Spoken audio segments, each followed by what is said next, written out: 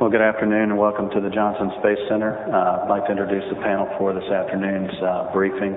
On the dais here to my left is Ron Dittemore. He's the Space Shuttle Program Manager. And to his left is Chief Flight Director Milt Heflin.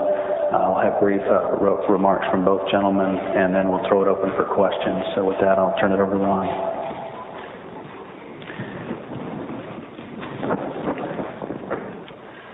I'm sure you understand how difficult a time this is for us right now. We're devastated because of the events that unfolded this morning. There's a certain amount of shock in our system because we have suffered the loss of 7 family members. And we're learning to deal with that.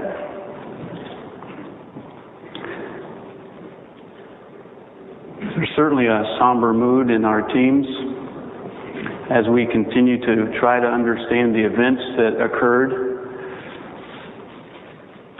But our thoughts and our prayers go out to the families of Rick and Willie, David and Kalpana, Michael, Laurel, and Alon. True heroes. And we are suffering for the events that have happened this morning. As difficult as this is for us to do, we wanted to meet with you and be as fair and open with you, given the facts as we understand them today. We will certainly be learning more as we go through the coming hours, days, and weeks. We'll tell you as much as we know. We'll be as honest as we can with you, and certainly we'll try to fill in the blanks over the coming days and weeks. As difficult a situation as this is, we are moving forward. We have established a number of different teams.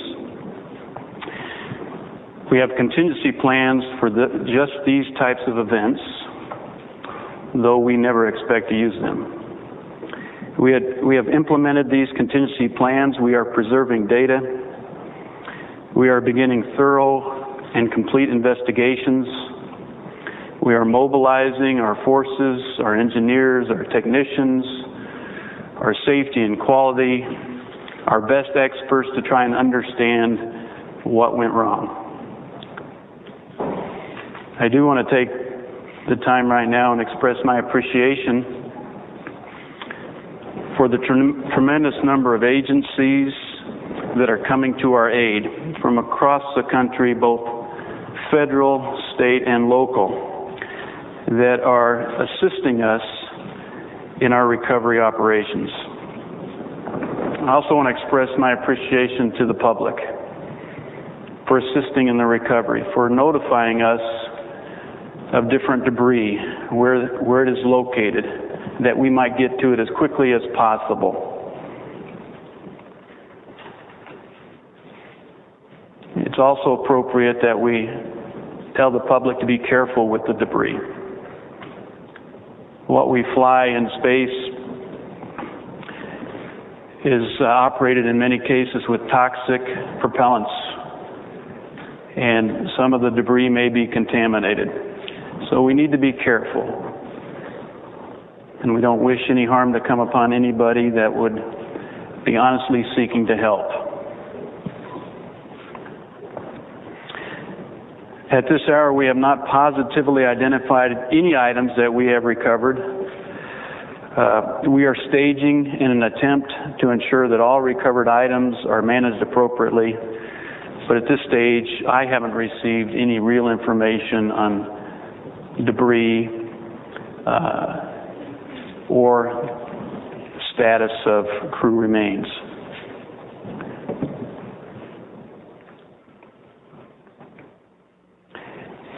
I can go back to the start of the day, filled with excitement and anticipation. Today was a great day to land in the Florida area. We had all positive indications that it was going to be like every other day where we have landed in Florida. Good weather, anxious team to welcome a fantastic crew back, families that were excited about welcoming their loved ones back, and no indications at all of any impending threats to the vehicle. The first indications of a potential problem occurred minutes before 8 o'clock Central Standard Time. The first indications were of the loss of sensors, temperature sensors in the hydraulic systems on the left wing, both the left inboard and left outboard elevon temperature sensors. They were followed seconds and minutes later by several other problems, including loss of tire pressure indications on the left main gear, and then indications of excessive structural heating. And Mr. Heflin will talk in a minute about some further details. I have to caution you that we cannot yet say what caused the loss of Columbia. It's still very early in our investigation, and it's going to take us some time to work through the evidence, the analysis, and clearly understand what the cause was. But what we are doing is we are impounding hardware so that we can preserve evidence. We have stopped processing at the Kennedy Space Center. We are preserving hardware around the country in our different facilities. We are impounding data here that represented the last data that we received from the crew. And we will be poring over that data 24 hours a day for the foreseeable future.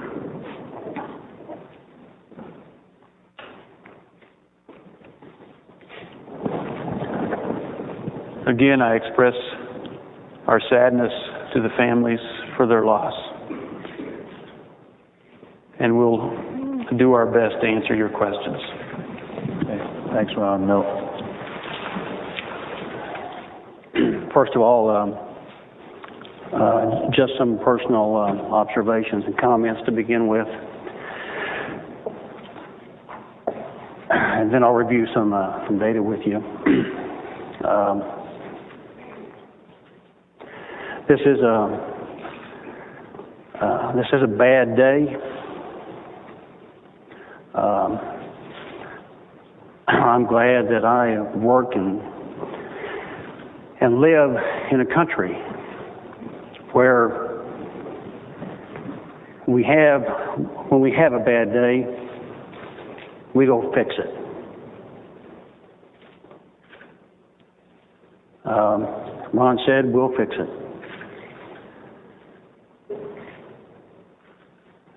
I can talk to you some about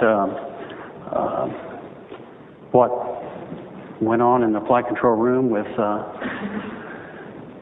the entry flight control team under the guidance of Flight Director Leroy Kane. Ron said it was a good day to land. In fact, many of us, as we came in today, were marveling at the fact that Leroy Kane did the ascent as well, and probably the most difficult things that we deal with during launch attempts and entries is dealing with the weather, as you all are accustomed to.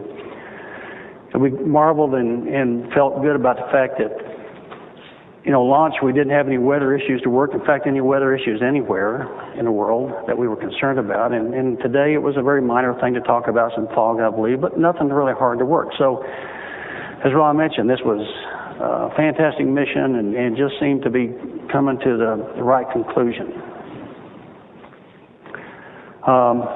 Just some specifics for you, and bear with me, this is relatively recent, fresh information, and as you can imagine, in the next several hours and days, this will get closer to many details, I'm sure.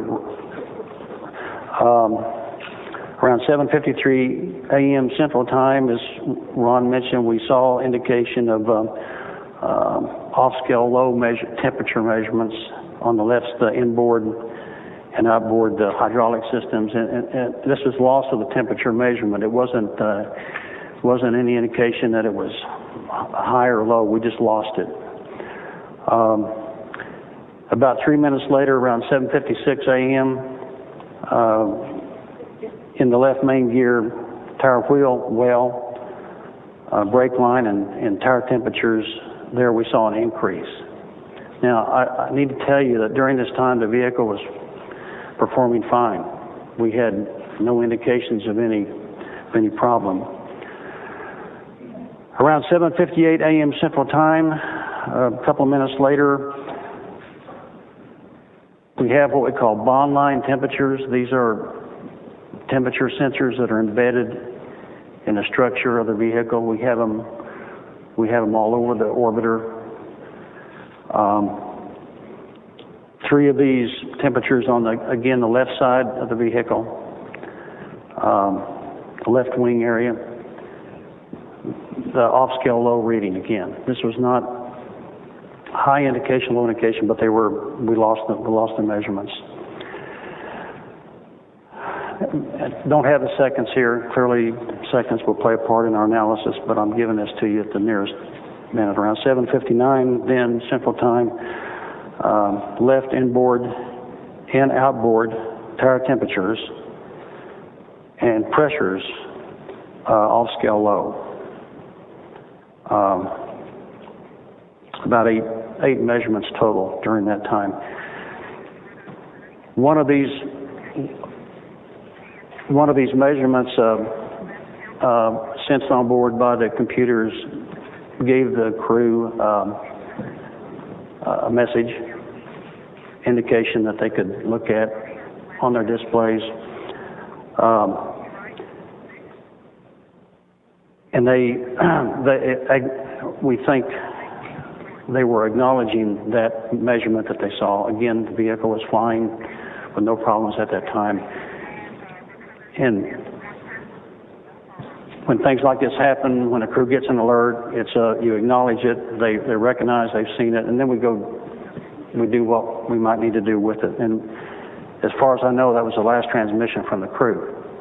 I've asked a couple of people, I haven't heard the tapes myself. I'm not sure what they said at the time, but they were acknowledging, we believe, that indication that they'd seen. Then we lost all vehicle data. It looks like it was around, and I apologize, it looks like my little cheat sheet here doesn't have the last Central Time on it, and I'm not going to try to convert it to you at this point, but it's around 8 o'clock Central Standard Time. Altitude was 207,135 feet, and traveling at a Mach of about 18.3.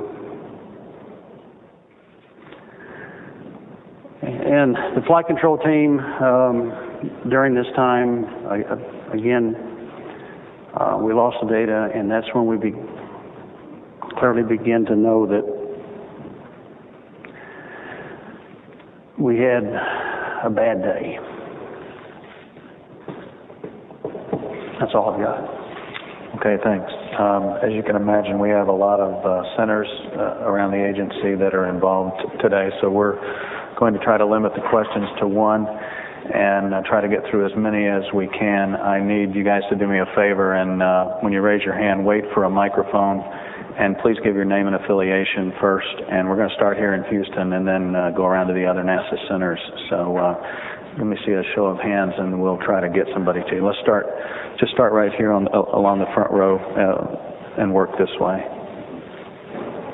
Hi, Melissa Jacobs with the Fox News Network. Where will the debris be taken? We haven't yet identified a central location. Part of the activities that are ongoing, even at this very moment, is to stage our teams into a location in Northeast Texas.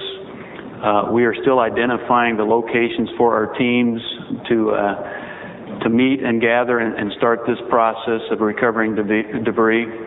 And part of their first activities is to identify the staging area, the collection point of all the debris.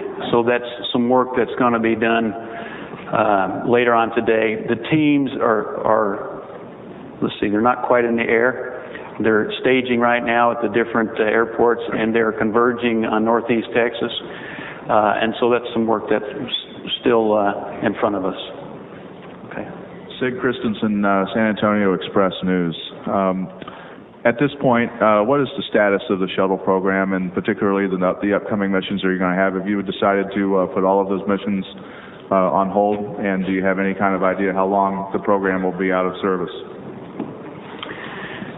Well, of course, this thing happened just this morning, and we put in motion some stop work types of activities. As I mentioned earlier, we've minimized our processing at the Kennedy Space Center so that we don't do anything that might disturb some evidence. We are also slowing down our manufacturing processes in a Michoud facility in Louisiana where we manufacture the external tank. We're doing that in different areas around the country for different pieces of hardware. What this slowdown means as far as the launch schedule is yet to be determined. We also will be having an investigative board outside the agency, as mentioned earlier by Mr. O'Keefe, that will come in and help resolve the situation to everybody's satisfaction so that we clearly understand what was the root cause of the problem. And once we get on a path of understanding the root cause, then we'll be better able to say whether it affects future flights.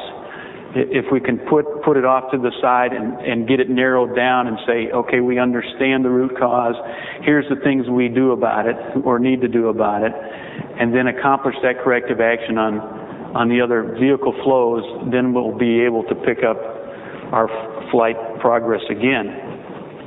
How long that's going to take, it's too early for me to tell, but I do believe that we'll continue to meet with you and keep you informed of just how this is progressing. I've talked to Mr. Bill Gerstenmaier, who is the program manager for the International Space Station program.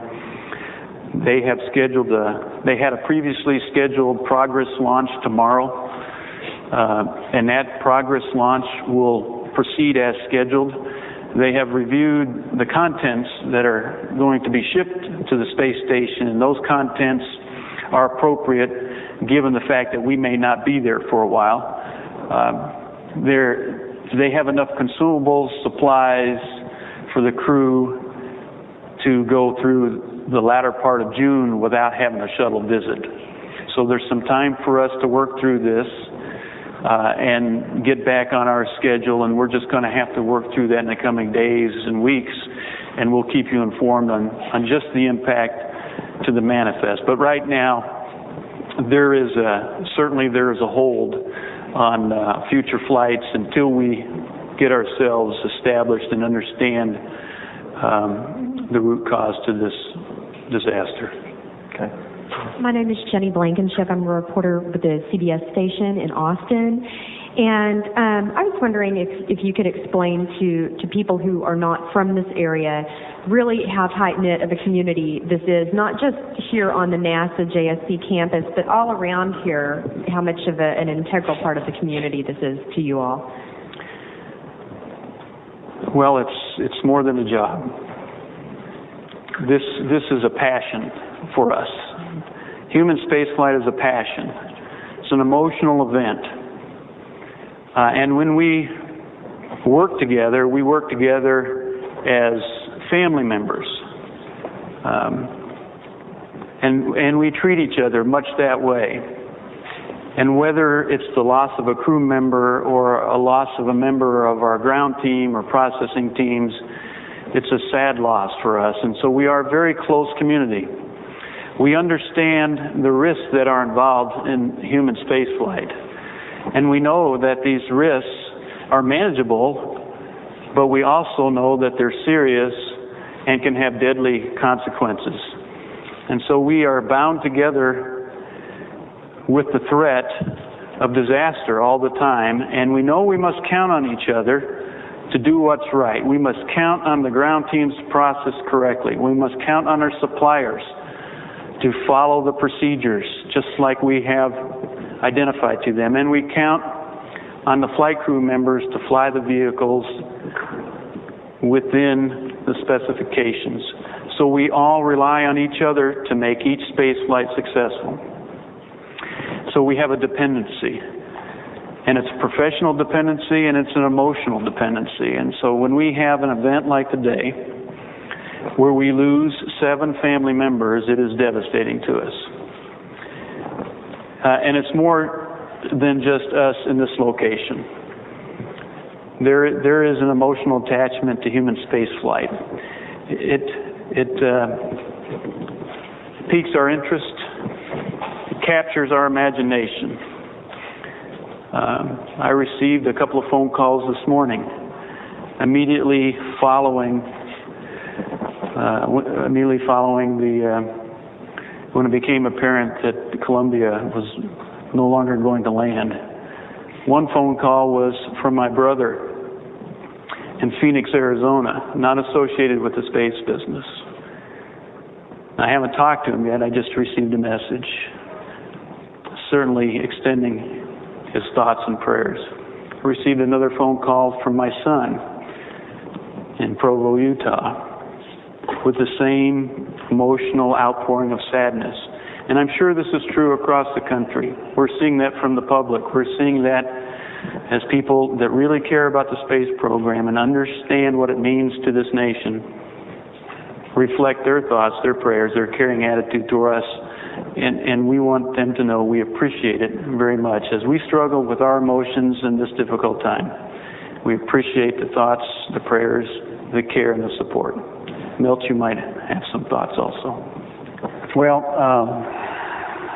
yeah, it is. The community out here is extremely close knit. I've been through 3 of these, and each time you see a coming together of the community here. Our landscape has changed. Spaceflight business today is not going to be. It's going to be much different than it was yesterday. It was different after the Apollo 1. It was different after Challenger. And it was different because this community, and the passion, Ron's right, the passion is here. And as Ron was talking, I was thinking about your question, and I thought, sometimes it's a shame that it takes things like this for this country to pull together and care. And it shouldn't. Damn, we're good. This country's great. It shouldn't take these kind of things to cause a coming together. Okay, thanks. Eric Berger with the Houston Chronicle. Milt, you mentioned about 8 sensors, and one of those which triggered some kind of notification inside the shuttle. Can you tell us which sensor that was, and whether it was an abnormal reading on whatever sensor it was, or whether it was just that the sensor was no longer functioning? There were in the left inboard and outboard. These are tire temperatures on the left-hand side. Okay. Temps and pressures, and Ron, help me out here if I get that mixed up. And they all went what we call off scale low. In other words, there's a bottom number 0, or maybe not 0, not necessarily 0, but there's a bottom number of the measurement. They all just went off scale low, indicating loss of the measurement itself. And I cannot tell you specifically which one of the 8. We'll find that out, but I don't have that right now. An easy way to think about that is the measurement was no longer reading. It was not giving an indication. It's as if someone just cut the wire. Okay, right over here. Chris Heinbaugh with WFAA TV in Dallas. You indicated that at 7:53 was the you first lost some sensor information, and you indicated towards the end there was an acknowledgement from the crew. During the rest of that time period, was there any dialogue, any communication with the crew during that period? And if there was there any indication from them that there was a problem that they could see on board? Yes, at 7:53 a.m., we did have another set of 4 measurements in the hydraulic system on the left-hand side that went off scale low. Now, this was reported by the flight controller responsible for the mechanical and hydraulic systems in the orbit, reported to the flight director. When this happens, then it's followed up by if there's any action to take, if there's anything that we see that needs to be done, that flight controller will tell the flight director and the crew, and call might go to the crew. These were measurements that did not have, we have many measurements on board. Not all of them are enunciated to the crew. They don't need to be. And we see a lot more information on the ground than they do. So they did not see this. So they had no indication. We saw nothing else to indicate any difficulty at all, because had we seen anything else, we would have taken some action. That's, we worked very hard. We trained very hard to react in a very short amount of time to situations. But we don't, if we don't have anything that we see that we've got to do, then we don't spend the time talking about it, because we focus on the next event and so forth. Right here next to him. I'm Brian Sasser, KPRC-TV here in Houston. We had heard some reports that during launch there had been some concerns that some debris hit the wing. Is that true, and is that any cause of concern, and that could have caused today's problems?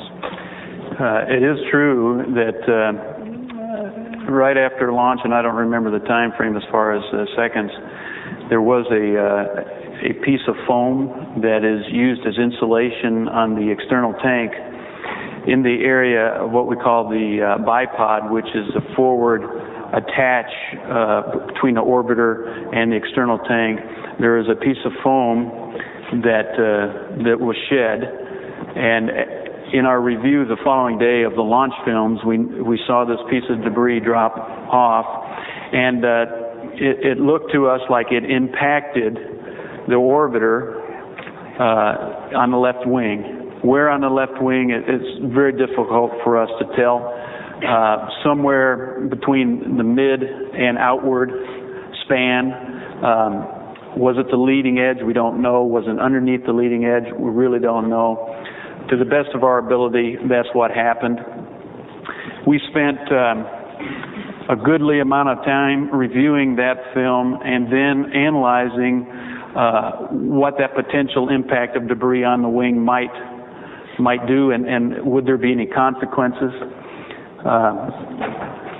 Through analysis and through our ability to call back on our experience with tile, it was judged that that event did not represent a safety concern. And so the technical community got together and across the country looked at it and judged that to be acceptable. And so as we look at that now in hindsight, that impact was on the left wing. And certainly we have all the indications that Milt talked to you about were on the left wing. We can't discount that there might be a connection. But we have to caution you and ourselves that we can't rush to judgment on it, because there are a lot of things in this business that look like the smoking gun but turn out not even to be close. And so we really have to do some regression analysis. We've got to look at what Milt described to you, and then back up in time through analysis to see if we can piece together the events and whether or not this was a tile problem or whether it was a structural issue or some other event. We don't know yet. What will help us determine that is inspecting the debris. That will really help us. And so we're very anxious to get certain pieces back to look at, and that will determine whether or not this particular event, whether it was the debris hitting the orbiter or some other event, was a cause of this problem or this disaster today. Okay, get that gentleman right back behind him. Ryan Korsgaard from KVUE-TV in Austin. You talked a little bit about the hardware. What goes forward now with the astronaut training? Does that continue? Does that stop? What happens? Well, there's going to be a period of mourning in this community. There's going to be a period where we're just going to get together and support each other and hug each other and help us go on. But we're going to fix this problem. We're going to get back on the launch pad. We're going to launch shuttles again as soon as we're ready. The training is going to continue. The best therapy in this business is to get on with your job. The best therapy in the flight control world is to get in that control center and train for the next mission. The best therapy in the flight crew world is to continue with their training. Stay focused on the job ahead. Stay focused on what we need to accomplish, and that's what we are all going to do. There's going to be a subset of us that will be working together to resolve this problem. And we will do that, and we will do that quickly, efficiently, and we'll do it safely, and we will not fly again until we have this understood. In the meantime, life goes on, training goes on. We'll start manufacturing hardware again as soon as we know that we have preserved evidence. So in a few days, I suspect we will start pulling things back to what we understand and releasing certain activities to start up again. But in the next several days, it's going to be a period of quiet, of reflection, and where we're going to go from here as far as what we need to do to resolve this issue. Okay, Greg, let's work on the second row. Start right here on the end. Rashonda Tate, Fox 26 News. Did you have a device on board that is the equivalent of a black box? No, we don't. We do not have a hardened black box data recorder or voice recorder. We do have recorders. We do have recorders of both data and voice. If they survived the entry and the impact, we will certainly look to see if there's any information there. As Milt mentioned to you on the timeline, he talked to you a little bit about these sensors that just kind of quit working. We also know that during this time frame, the vehicle was operating perfectly.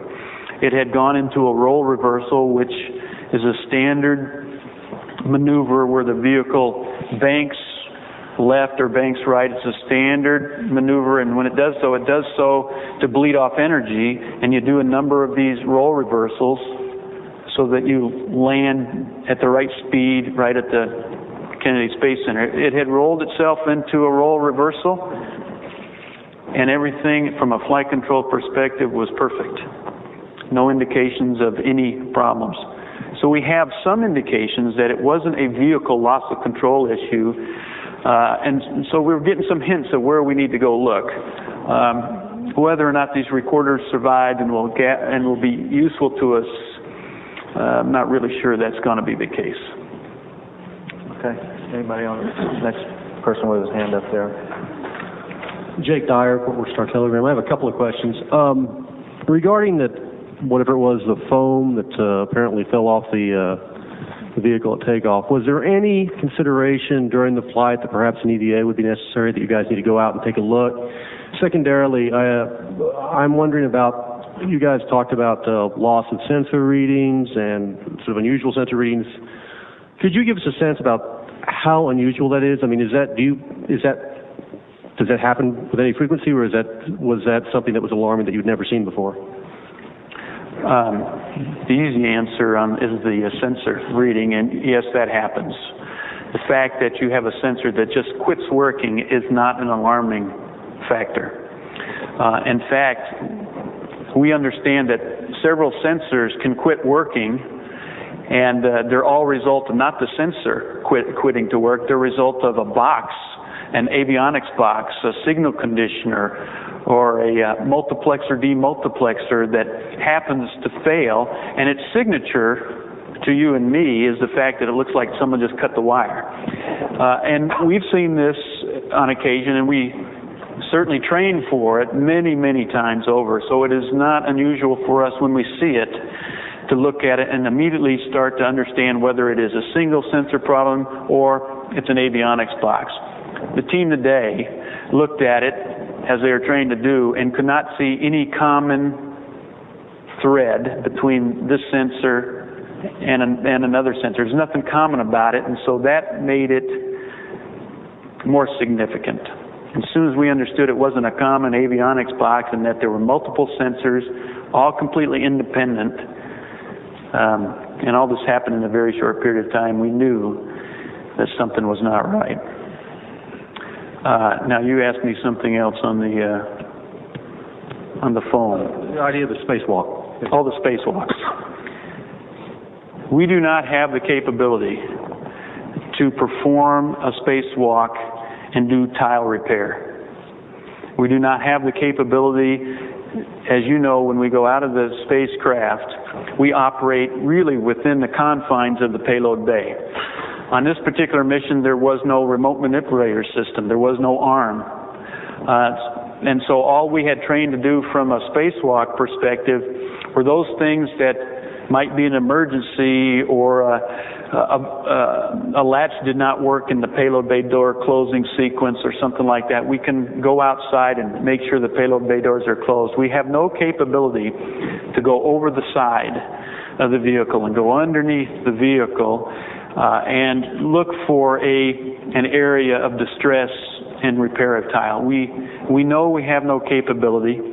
If for some reason we thought we had a tile problem, the risk you take when you launch is that you may suffer a tile issue. We have no capability to repair it. All we can do is, before we launch, design robustness into the system so that a loss of some tile capability will not result in loss of crew or vehicle. Does that answer your question? We have no capability to do that today. There is no capability to inspect it. We are not able to look on the underside of the vehicle. And again, our rationale, our retention rationale, why we believe we can continue to fly safely, is that we test our tiles on the ground. They're robust, they're hard enough to withstand certain levels of impact, and then we design our environment so that we don't have these circumstances. We don't believe at this point that the impact of that ET debris on the tile was the cause of our problem. We convinced ourselves as we analyzed it 10 days ago that it was not going to represent a safety issue. Now, we had the events of this morning. We're going to go back and see if there is connection. Is that the smoking gun? It is not. We don't know enough about it. A lot more analysis and evidence needs to come to the table. So it's not fair to represent the tile damage as the source. It's just something we need to go look at. Yeah, Graham, right there next to you. No, right here next, yeah. Gina Treadgold with ABC News. There are reports from an astronomer at Caltech that the shuttle debris was flying off the shuttle as early as a flyover in Owens Valley in California. How does that match up with this timeline, and are you aware of those reports? Well, I haven't heard that report. And sometimes as you go through entry and are in a plasma, sometimes you see plasma. It looks like debris, but it's really not debris, it's plasma. It's just the fact that you're going really fast through the atmosphere. If he saw something over Hawaii, recognize we flew a good long while before we got to the Texas area. and so it's doubtful that we had something in Hawaii that would cause us a thermal concern. At the time that we believe we lost the vehicle, as Milt explained, it was about Mach 18, or 18 times the speed of sound. We were at our peak heating. We were at 3,000 degrees Fahrenheit on the wing leading edge. And if we did have a structural problem or a thermal problem, you would expect to get it at the peak heating, not back at Hawaii when you weren't suffering any real thermal environment, extreme thermal environment. The most extreme thermal environment was right at Mach 18, and that's where we lost the vehicle. Go ahead. Yes, Mr. Dittemore, Ann Gusselman with Newsweek. You mentioned in your opening comments that there was indication of excessive structural heating. When did that happen in the timeline from 7:53 and on? And secondly, at any point between 7:53 and 8 a.m., were the folks in Mission Control worried? Let's see, you respond about the Mission Control. Let me talk about these bond line temps. We mentioned that, and I might have overstated it when I said excessive heating, because as I look at the notes here, the bond line temps on the left side of the vehicle were off scale low, which means it looked like the rest of the measurements, it looked like they had been cut. So I probably misspoke on that by saying excessive heating. It really is that we lost those measurements too. The mood in my area where I observe the flight control team was very upbeat, and then we started to understand a little bit about these multiple loss of sensors. We recognized there was no commonality. We lost voice with the crew. We lost tracking data.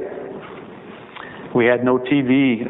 As we came to find out later, we saw the TV reports of debris. We did not have that at the time. And so we were very anxious because we knew we were in an area of good communication coverage. We were in an area where we should have tracking, and we had lost both. And as we started adding all these up, we were certainly most anxious. Get this gentleman right behind you. There you go. Ron, Thayer Evans from the Daily Oklahoman in Oklahoma City. Can you confirm reports of debris in other states besides Texas, namely Oklahoma, and also offer your thoughts on Mike Anderson? I can't confirm any debris in Oklahoma, and I would doubt any debris in Oklahoma because our ground track was basically just north of Dallas on a path that went through northeast Texas, Nacogdoches area from northwest to southeast. That's going to be the ground track. That's going to be the interest of our search. Mike Anderson, I suspect you asked me because we are both from the same hometown. Mike and I, we have common backgrounds. He attended my rival high school. He graduated from Cheney High School. I graduated much earlier than he did, I'm sad to say, but from Medical Lake High School, and we were arch rivals. And he and I had a good communication going about that. He grew up on an Air Force base, Fairchild Air Force Base, Spokane, Washington. I also grew up on Fairchild Air Force Base in Spokane. He went to the same grade school I did. We had a very common early beginning, but I told him that I was his pathfinder, and so we had a good relationship. And we talked many times about how he had met his wife in Spokane. I also met my wife in Spokane. His parents lived there. My parents lived there. My wife's parents lived there. A lot of commonality. I'm going to miss Mike. I'm going to miss the closeness that we had. Reach this person right here. Sanjay Bhatt, Cox News Service and Palm Beach Post. We heard earlier today that this crew was very passionate about the work they were doing, the scientific experiments that they were conducting, and we heard that that their loss would not be in vain. What I'm wondering is how many of the experiments aboard, in terms of the data being collected, required that the astronauts in the craft return safely to Earth? And because there were some new laboratory modules on this craft, is there anything to suggest that those could have contributed at all to what we saw? Well, Ron, I don't have the answer to it. Maybe you do on the number of experiments that we have to have the return of the heart. I don't have that. I'm sure we can get that for you. And I can't imagine Space Hab being on board back in the cargo bay had anything to do with this. Let me just say something about the science. This vehicle on orbit, we kind of pinched ourselves over the past 16 days. This vehicle performed flawlessly, absolutely flawlessly. Science was a premium. The folks on the ground were just ecstatic with the amount of science that they were reaping, and they were looking forward to getting much of that information back on the ground. Certainly some of it was downlinked to the ground prior to entry. Some of it will be their legacy. Others had to come back and be analyzed, in which that particular part of the science would be lost. But it was an amazing mission, and we were ecstatic over the results and looking forward to talking to the crew and telling them what a great job they had done. And so it is a painful experience for us to lose our friends and recognize that things were going so well and turned out so badly. Valor Time Magazine, could you share with us the last words that came from the crew? Well, a while ago, the last transmission that we got was, it had to do, I think a while ago I discussed that there was a measurement that gave an indication to the crew and an alert that they acknowledged. I can't tell you what they said at that time. I don't know what the word was, but it was the sort of thing that when something like that occurs, that the crew's response is fairly typical, just to let the ground know we see that. That's how the routine works, and that was the last transmission from the crew that I am aware of. And I think as we go through and peel this apart, we'll have more information like that we can share with you.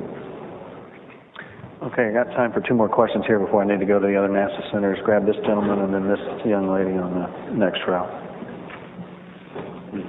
Elizabeth Lee with KHWB Television. A brief loss of communication, has that happened before during reentry? And if so, when you did lose communication, was there still hope that perhaps it was just brief? And at what point did you realize that it was something more grave? We lose communication from time to time for various reasons. We certainly lose it during the orbit phase. We've lost it sometimes for a whole revolution of 90 minutes. On entry, though, we understand that any dropouts generally are brief, and if they do occur, they occur during the peak heating time frames when the plasma around the vehicle as it is at its maximum extent. And so a brief dropout at this time period is no reason for us to be concerned. Our experience is we gain it back fairly quickly. Our concern at this time was that as we made several calls to them, they did not respond. We made several more calls to them via UHF, which is usually as reliable as anything, and they did not respond. And it became apparent to us that we were in difficult circumstances. Okay, last question right there. Go ahead. When you guys first got that anomalous sort of readings where you were unclear of, something strange is going on, at that point, was it a situation where you guys were committed? I mean, there was nothing you could have done about it. when you first saw those readings at things went blank or whatever, was there any corrective action whatsoever at that point that you could have done? Nothing that we could do. Just observe and see if there was going to be any future downstream impact to the landing. In fact, if that's all we did was lose those 12-odd sensors, no impact to this flight at all. We'd have come back and repaired the sensors. They don't impact the flying qualities of the vehicle. They don't impact the insight into how we control the vehicle. All they do is provide us information on how the systems perform so that when we turn around the vehicle for the next flight, gives us indications of where we should look. Did not affect and would not affect the flight given just the sensor by itself. Okay, let's go to the Kennedy Space Center in Florida for questions, please. Yes, this is Marcia Dunn of the Associated Press. Ron, I have a written report from earlier in this flight that there was a potential for a large damage area to the tile, and given that, I'm wondering how and why was it deemed minor by NASA, and do you have any idea how much of a damage area may have been left on the left wing and how big that piece of foam was that came off? We have a pretty good idea how big the size of foam was. What we don't understand very well was what the actual impact did to the tile. And so we have to use our analysis and our engineering expertise to help us understand how a piece of foam of certain weight and density impacting the wing at certain velocity, what it does to the tile. And our experts gathered together, and we have people in this system that have worked on these tiles since the beginning of the program, and we understand how the tiles function, we understand the tile's ability to withstand damage, we understand the thermal characteristics of the tile both on the surface of the tile and at the base of the tile.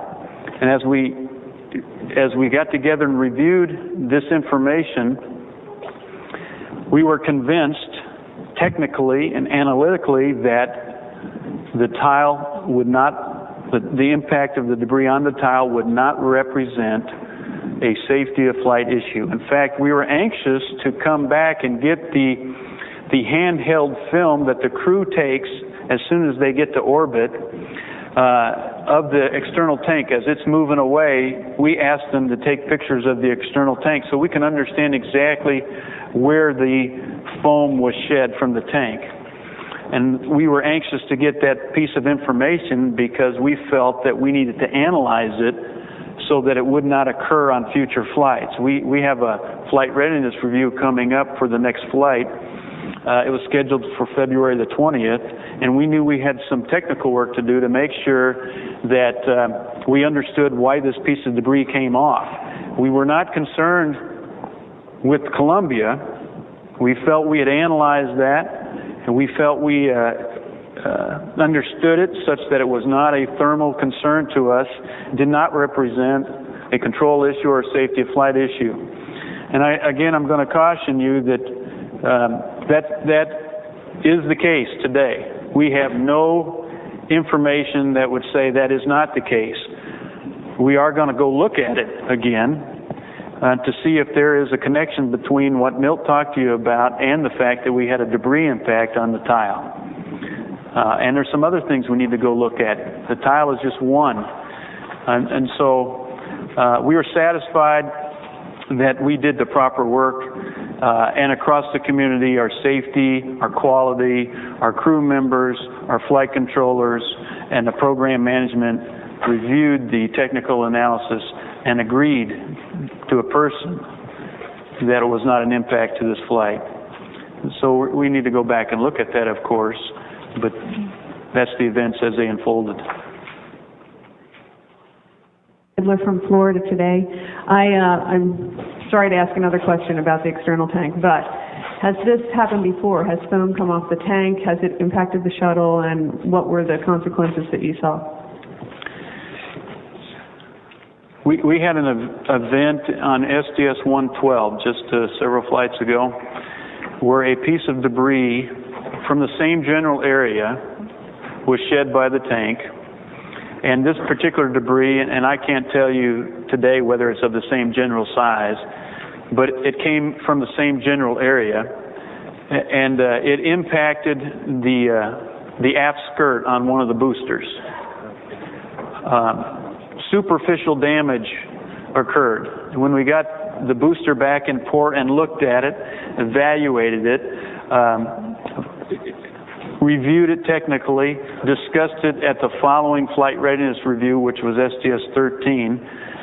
We as an agency, as a shuttle program, decided that that did not represent a technical safety risk to us. We have from time to time debris. Ice can come off the tank, frost, pieces of debris, and they impact the bottom of the vehicle. Several years ago, we had a problem where during the launch phase, we were popcorning pieces of this insulation on the tile. It would effectively reach a certain point in the ascent, and it would popcorn out and impact the bottom of the vehicle, and it would cause damage to the tile, but not damage that was a concern from a safety standpoint, damage that when we got back we had to repair or maybe replace a tile. We have subsequently fixed that problem, and as we were looking at this particular problem of debris shedding in this one bipod region on STS-112, we said, well, we've got an area that we need to fix, and we have a turnaround discussion, but not a safety of flight issue. We flew STS-113. We didn't shed any external tank debris. On STS-107, as we looked at the films on the following day, we saw the same type of debris being shed from the same location. In this case, it didn't impact the booster. It impacted the left wing. So again, 2 occurrences in the last 3 flights is certainly the signal to our team that something has changed. It did not represent, on the first occasion, an alarm from a safety point of view. It represented a turnaround processing issue. As we go forward in our investigation, we're certainly going to look in this area and determine whether or not this was a contributor to the loss of Columbia and the loss of the crew. This is Mike Cabbage with the Orlando Sentinel. Ron, could you talk a little about who all and what all was involved in the analysis of the tile issue after launch? Did you ever give any thought to using telescopes to look for signs of damage to the orbiter? And if you had detected extensive damage to the TPS, is there anything you could have done with the angle of attack or anything else during re-entry to have reduced stress on that part of the vehicle? The easy part of that question is there's nothing that we can do about tile damage once we get to orbit. We can't minimize the heating to the point that it would somehow not require a tile. And so once you get to orbit, you're there and you have your tile insulation, and that's all you have for protection on the way home from the extreme thermal heating during re-entry. We have experience in the past of having events that have occurred that we have assessed using other assets to maybe get a close-up look at the bottom of the orbiter. Recall a year or 2 ago, we lost the drag chute door. Right at liftoff, it fell off, and we actually tried to take some pictures of the back end of the vehicle to see what was really there so that we can understand our thermal heating in that case. And those pictures that we received were not very useful to us. So that was part of our background. Combine that, our feeling that we didn't believe the pictures would be very useful to us, with the fact that there was zero that we could do about it. And in this case, we elected not even to take the pictures. We believed that our technical analysis was sufficient. We couldn't do anything about it anyway. We were in the best possible position, and so we elected not to take any pictures from any other sources, and that's the way that played out. Ron and Milt, this is Craig Cavalt with Aviation Week. I'm trying to understand, especially at the first event, the 753 event, specifically where those sensors are located relative to the wing structure or the main body structure. Can you describe that in a little more detail? Yeah, they were located at the left inboard elevon and the left outboard elevon, and recall the elevons are at the back part of the wing. They're the trailing edge of the wing. And the impact, if you were trying to relate tile damage to the elevon, the impact was, of course, on the front edge of the wing. You can't draw any conclusions from this yet. We can't. It's just data that we need to go pour over and understand. If you looked at the sequence of events, Craig, you would see that our first indication was left inboard out, left outboard, which is the trailing edge of the wing. The next indication was left main gear wheel well, which was, it's like it's moving forward toward the front of the wing. But that doesn't mean anything at this point, because how we lost the sensors was it looks like we just cut the wires. It could be that the wires were being lost at some other location, not on the trailing edge of the wing. And so we've got to piece all this together. We can't say today that there is some significance that the indications started at the trailing edge of the wing and worked themselves forward. We can't say that. Just like we can't say that a debris impact on the front of the wing, a tile, is any reason to conclude that we lost the vehicle. It's just information that needs to be factored in with a lot of other evidence and analysis. Lots more work to do. Stefan Kulidan for the New York Times and Popular Mechanics. Ron, I noticed after the disaster, a couple of hours after, that there was a large number of mission controllers standing for quite some time in the control room, and it looked like they were listening to somebody addressing them. Who was it, and what was the discussion ongoing? We are very fortunate here in the agency, and in particular here at the Johnson Space Center, to have people in our employee assistance program, specifically Jackie Reese, who runs that program. It is a program to help employees deal with situations like this. As part of our response to this, Jackie called in and made herself available. So prior to releasing the entry team, both the front room, the room that you see on TV, and the people that support in the back rooms, we had everybody gather in that room. That's what you saw. And Jackie Reese was giving them about 5 minutes of what they should do as a human being who has gone through something like this. As you leave work and you go home, giving them some assistance, and also providing her office to be available if anybody individually needed any help. So that's what you saw. I'm glad she did it, and she's available to help us, and we will need the help in the next several days and weeks. Let me add something to that too. Our communities and our workforce are grieving right now. They're grieving at Marshall in Alabama. They're grieving at the Kennedy Space Center in Florida. They're grieving here at the Johnson Space Center in Houston, Texas. They're grieving at many of our installations around the country. And this particular effort will help us get through difficult times for those that really need some extra help. And so we appreciate that service. This is Jay Barbary with NBC. You said early in this briefing that you had some hints for the problem may have developed. Could you share those with us? CJ, I don't recall whether I said I had hints. All I know is the data that's available to me today, and that is these sensors. It's interesting, they kind of work themselves forward from the trailing edge, but I remind myself that may not be the facts. I have indications of a debris impact on either the leading edge or the wing leading edge of the vehicle.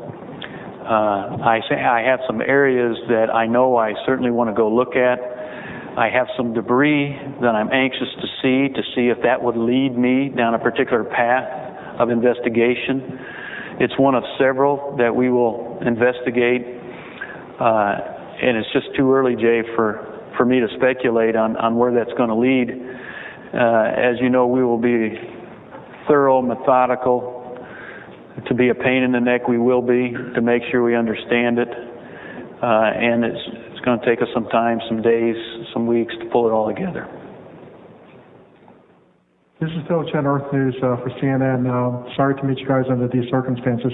But for Milt, can you give us the time, I guess you have it in mission lapse time, when you last lost the data, and I can do the conversion, and describe what the vehicle was like at that point. You said roll reversal, you gave us the altitude and velocity. Was it under autopilot? Was husband controlling it? What would it have been going through at that point? Phil, I can probably give you part of what you asked. The MET of loss of vehicle data. Well, let's see. Thank you, Ron. We'll back up here. We had just completed roll reversal number 1. It was completed at an MET of 15 days, 22 hours, 17 minutes, and 50 seconds. And he wants the altitude. Thank you, sir. It was 224,390 feet, Mach of 20.9. Again, as I mentioned earlier, we had no indication of any control problem prior to loss of data. So from a vehicle standpoint, other than what we've talked about that we saw with telemetry measurements, we had nothing to indicate the event that occurred. In hindsight, you're looking and say, well, these things will probably tie together somewhere, but we just haven't done that yet.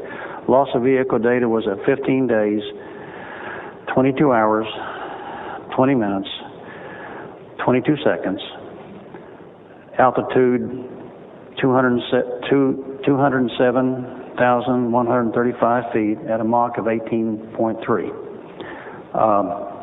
And I can't answer the rest of your questions yet. This is Jim Banky of Space.com, I guess for Ron and Milt. Can you talk about the issue of Columbia being NASA's original orbiter, the oldest orbiter, how the age issue may or may not be a factor here? And just out of curiosity, was any of the original instrumentation still on and active that may or may not help you with additional data point? Columbia was an amazing machine. It was the first space shuttle vehicle to fly into space. This was its 28th flight. It wasn't the most experienced vehicle. Discovery has 30 flights, at least 30 flights, if I remember it right. So I don't think age is a factor. If you ever have the opportunity to look at any of our vehicles, you'll see that the vehicles are kept in just pristine shape. A lot of tender, loving care goes into the care of our vehicles so that they look brand new. That doesn't mean that there aren't areas of wear. There certainly are. There's certainly areas of corrosion. That's our job, to manage that corrosion and manage that wear so that we continue to fly these vehicles safely. Columbia, because it was the first vehicle, had a lot more instrumentation included in its design and in its structure than the other 3 vehicles. And several years ago, we elected to take out much of that instrumentation because it was no longer being used. And we reduced the weight of the vehicle almost 1,200 pounds just by removing instrumentation and the associated wiring. So there really is no extra instrumentation there that would add to our detective work. And what was there before we took it out was not being used. Bill Horowitz, CBS News, and for both of you, we certainly appreciate you appearing here today. I know it's difficult. Could you tell me, please, Milt, if you told the station crew, I'm sure you have, what's happened, when that happened, and what Commander Bowersox and the rest of the crew might have said in response? Bill, I'm not able to tell you when it happened, nor am I able to tell you the response. I was clearly not focused in that. I know we can get that for you. I can give you the general time, Bill. It happened prior to 9:30 Central. This is Irene Brown, and I also wanted to express my condolences to you and your colleagues. You mentioned, Milt, that Americans often wait for a tragedy to come together, and we saw a substantial boost in NASA funding after the Challenger accident. For Ron, I was wondering if you could say what you'd wish to come about as a result of this tragedy, and how much of a hardship would it be if you have to fly the shuttle manifest with just 3 ships?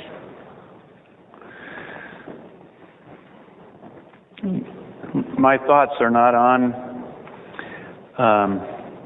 what I hope to come out of this tragedy. My thoughts are still on what happened this morning. My thoughts are on 7 families, children, spouses, extended family. My thoughts are on their grief. My thoughts are on what we missed, what I missed to allow this to happen.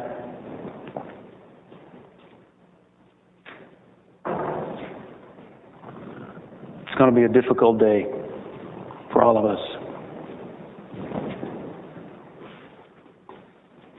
Dan Billow with West TV. Ron, a 2-part question. The first part may be a little repetition, but I want to make sure that I get it clearly. Do you have any indication at all that there was excessive heating on any part of the space shuttle, whether it was wing or tires, landing gear? And secondly, would there be a possibility that there's anything associated with the bipod that could have come off that is hard along with that foam? The first part of the question is, no, we really don't have any information that says there was excessive heating. And so when I said that earlier today, I misspoke. All we do is have information that says the sensors quit working. And if we do have evidence of excessive heating occurring, I will get back to you and let you know. I think we're going to hold some meetings with you on a fairly regular basis over the coming days, and I will bring you up to speed on if anything that I said today was erroneous, and certainly as we get new data, I'll let you know. As far as the bipod area, we believe it was foam. We do not believe it was any metal. We don't believe there's any opportunity for any metal to be shed. And in fact, our films show that when this particular debris impacted the wing, there was a puff of debris, like when it hit, it disintegrated itself. And so I don't believe there's any chance that it was hardware. It was all the soft foam insulation. Charlie Hannafin, Time Magazine. Is there any indication from what you learned so far, Ron, in this incident, that maybe the stress, we're maybe overstressing this space plane in the role reversal process? I think at one point the left bank had got up to 57 degrees. Yeah, that is not uncommon to have that type of roll reversal and bank angle. In fact, we've seen a lot steeper banks than what you just mentioned. We'll have to go back and look to see if that is a factor. That'll be part of our gathering the debris, inspecting that debris, and seeing if there's anything there that would give us a clue as to whether this was structural in nature, structural failure, whether it was thermal related or some other. So we're going to have to be some detectives and look at the debris and gather that evidence to determine what the cause was. the Long Miami Herald. If you had had a sudden break in the heat envelope or sudden heating, would that have knocked out the sensors, or would you have expected to have seen a heat measurement before they quit working? Well, it's certainly speculative to try and understand the relationship between any thermal environment on whether that thermal environment would have translated into an area of wiring and then destroyed wiring. Hard for us to respond to that question today. I'd be glad to take that question in the coming weeks as we get some information where I can respond to it factually. Yeah, you guys are trying to help us, and we thank you for that. I mean, you can continue to ask questions like this, but everything would be a speculation, and that's not fair. It's not accurate, and I know you want to be accurate. Let me interject, because we also need to recognize these two gentlemen have been on duty since about midnight last night. So I want to bring up a point that we are going to try to do briefings daily, at least daily. So please try to form your question appropriately so we can get through today, and I need to get them out of here fairly soon. So I need to wrap up with KSC as quickly as possible. I've got some other NASA centers to get done also before I wrap up. So let's make two more at KSC and then move to headquarters, please. Gentlemen, first let me offer my condolences. I'm Robert Pankow from WFLA Radio. If you can you tell us all how the families are holding up under the circumstances, the families of the astronauts? See, we don't have any firsthand knowledge, and I believe earlier in the day, Mr. O'Keefe and Mr. Reedy talked a little bit about how the families reacted, both with our administrator and with the phone call from our president. So I don't have anything to add other than what was said previously. Yes, hello, this is Philip Davis from National Public Radio. I was wondering if after the loss of communications, did you notice any deviation in the flight path of the shuttle? When we lost communications, we also lost our ability to track the vehicle. And so we had no indications whether or not we were off the flight path. We had no indications that we had a breakup. Only later, as we reviewed the TV coverage, did we see that there was a breakup. And in the control center, just to share with you, we have plots of the trajectory and how we're flying, and I know others stared at that for a long time because the tracking ended, over Texas, stopped, and it was, and I reflected back what I saw with Challenger. Okay, let's go to headquarters, please. There's questions there. This is Frank Mooring at Aviation Week. For Ron, could you give us an idea of what your investigators are going to be looking for at Michoud and when they're going to start looking? We had already kicked off an effort, even prior to this morning, to try and determine why the debris was being shed from that bipod region of the tank. And the reason we kicked off that effort, because we knew we needed to understand it prior to the next flight. So we were already aggressively on a path that was going to try and help us understand whether or not that represented any concern to us, since now we had it 2 times in the last 3 flights. So that was a major element in our planned flight readiness review for STS-114 that's scheduled for March. So that activity was already in place, already ongoing. What we have done today is asked our external tank project team and Lockheed Martin, which is the contractor for the tank, who builds the tank in the Michoud facility in Louisiana, to isolate certain pieces of hardware, to gather data that might be pertinent to this discussion, and to make sure that we have not put in jeopardy any piece of evidence that might be helpful to us. So we've taken those steps. Those are in place or are ongoing right now, and we'll be able to keep you aware and tell you what's happening in the coming days if there's anything that comes out of this. Charles Hyatt, Science Magazine. What are the contingency plans for the International Space Station in the event of a grounding of the shuttle fleet for an extended period of time? All I know today is that I've talked with our station program management. They have been in contact with all of the international partners. They understand what happened today in the shuttle program. They are going to proceed as planned tomorrow to resupply the station via the Progress vehicle.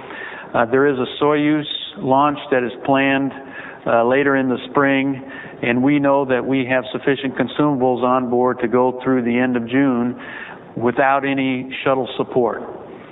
Beyond that, I have no further information.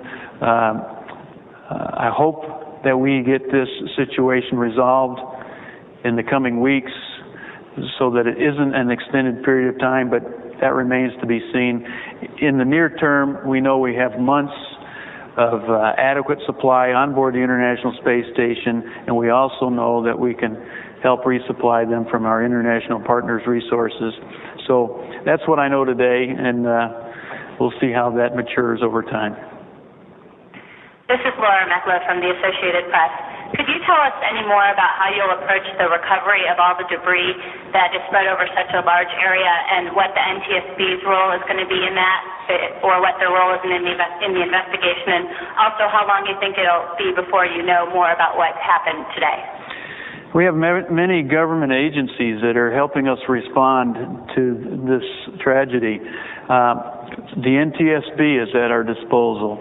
We have the FBI that is involved with us. We have local and state law enforcement. We have FEMA that is also helping us tremendously. We have been assured that we will have the assets and the efforts of our government to help us wherever we need to gather debris, get it in the right locations, identify any crew remains, get them to the right locations. All that is ongoing. It's being organized. It's a tremendous effort that has been engaged and is in the process of coming together from all different agencies in different parts of the country.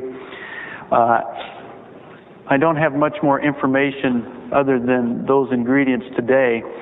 As these things come together, and as we start basing and we start collecting, I'll keep you informed on just how that is going and where these things are happening, and certainly we'll respond to your questions as this moves along.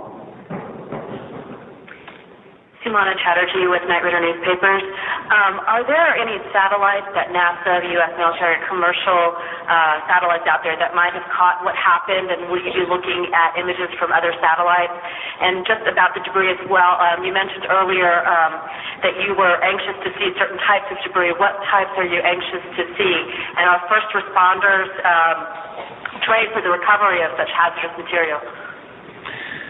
Well, we were anxious to see the pictures of the tank. As we separate from the tank roughly 8.5 minutes after launch, we have the crew immediately get out of their seats and use some handheld both still and motion picture video, take some shots of the tank as we're separating it from it. And we do this on a routine basis because that's our only evidence of what the tank looks like after it got to orbit. Because the tank goes about a half an orbit around the Earth and re-enters through the atmosphere and is destroyed. So we have no physical evidence other than film. And what we were anxious to see was that film, to see if it looked similar to what we had experienced on STS-12, where we shed some debris from the same area. Obviously, we're not going to get that information. So that's what we were looking for. And if you asked me any other parts of that question, I've forgotten what they were. That's all right. Lisa Sylvester with ABC News. It looks like, judging from the TV reports, what you've been finding are these smaller pieces of debris. Is it NASA's intention to try to gather as much as possible and then to try to rebuild the shuttle much the way they did with TWA's Flight 800? I don't know for a fact, but my impression is we're going to gather every piece we can find, treat this much like an aircraft incident, and see if we can solve the puzzle. That's not going to be very easy because when we had this vehicle break apart at 200,000 feet in Mach 18, it was at peak heating, and some evidence may have burned up during reentry. Other evidence is just spread over such a wide territory that we may never find it. So we hope to get as much as we can, piece it together as experts think best to help us solve the puzzle. Okay, let's go to the Marshall Space Flight Center, and let me make another plea to limit your questions to one. And I've got 15 more minutes for this briefing, and I'm cutting it off for the day, recognizing we are going to offer briefings at least daily from here on in. So let's go to Marshall.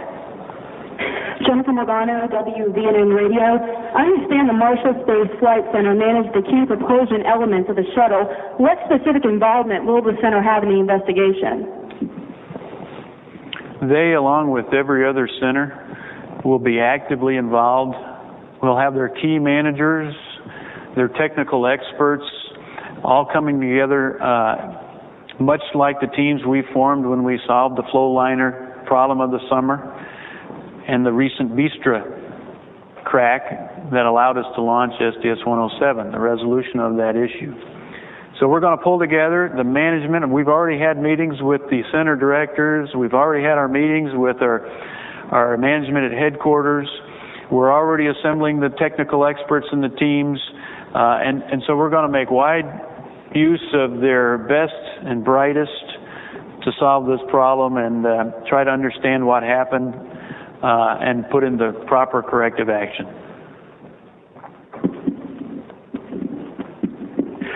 Stu Johnson, WHNT in Huntsville. Can you tell me if you learned anything from the investigations of Apollo 1 and Challenger that will help this investigation proceed more quickly? I think what we are implementing today is a process that has been tried over time, and many of the procedures that we are implementing today were a lesson learned or an outgrowth from previous incidents, and so we're learning our lessons. We're putting them into practice, and what we have put into place today is a result of previous lessons learned. Just a side personal note, it is our mantra or our personal effort to learn the lessons of the past. It's mandatory reading for us to read the reports from the Rogers Commission on the Challenger accident. We study them, we understand them, we try our hardest never to repeat the problems of the past, and it was all of our goals never to have to sit here in front of you and describe these events again. And we're very disappointed. It's hard to tell you how disappointed we are, how saddened we are at this event, and somewhere along the line we missed something, or we're going to learn something new that we couldn't do anything about. But I guarantee you we're going to fix it. Kent Falk, Birmingham News. Could you tell me who is on NASA's rapid response team from Marshall, what the role will be, and what role Marshall is playing in the foam debris investigation from the external tank? Well, there's many superb technical experts at the Marshall Space Flight Center that are going to be involved in this investigation. I don't have at my fingertips today the names of those individuals. If we judge it appropriate in the coming days to release that, we certainly will give that information to you. Shelby Spires, Huntsville Times, Huntsville, Alabama. Can you tell me who's leading this investigation from a center perspective? Is it coming out of Johnson, or will it come out of another center? No, actually, this is being led as a one NASA activity. We have a mishap investigation team that is a standing team in case we have events like this happen. The chairman of that mishap investigation team is Mr. David Whittle. He is a trained individual in mishaps. He has gone to NTSB school. He works very closely with the other agencies. He is NASA's commander on the scene. He is the one that's leading our effort. He is on his way to our staging areas, and he will be our prime interface with all the other agencies to help us resolve this problem. So just a talented, marvelous team that we'll have pulled together to go do this. And it's a team that is named prior to each flight, standing ready just in case we have to do just these types of things. Hopefully, we never plan to use them. In this case, they're trained, and we have pressed them into service. Okay, let's go to California, to the Dryden Flight Research Center, please. Hi, Nikki Jackson with KCBS Channel 2, KCAL 9 in Los Angeles, also representing all my colleagues here in California. There have been 49 landings here at Edwards Air Force Base. When the Challenger disaster happened, it's my understanding that there was a 2.5-year hiatus. You have mentioned within this press conference that future flights might be held. Can you tell me what the impact of today's terrible events will have on us here at Edwards Air Force Base? Well, I suspect you're not gonna feel much impact at all at the Edwards Air Force Base complex. Edwards is used as our secondary landing site in case we have bad weather in Florida and do not have sufficient consumables to attempt to get into the Florida and Kennedy Space Center facilities. Recall in Challenger, one of the reasons why it was such a long delay was because we had to do some hardware redesign to make ourselves, to get ourselves a confidence that we were safe to fly. That hardware redesign was necessary to be implemented, to be developed, to be tested and certified, and that took some time to do. We'll just have to see how this particular tragedy works through the same type of engineering and technical scrutiny.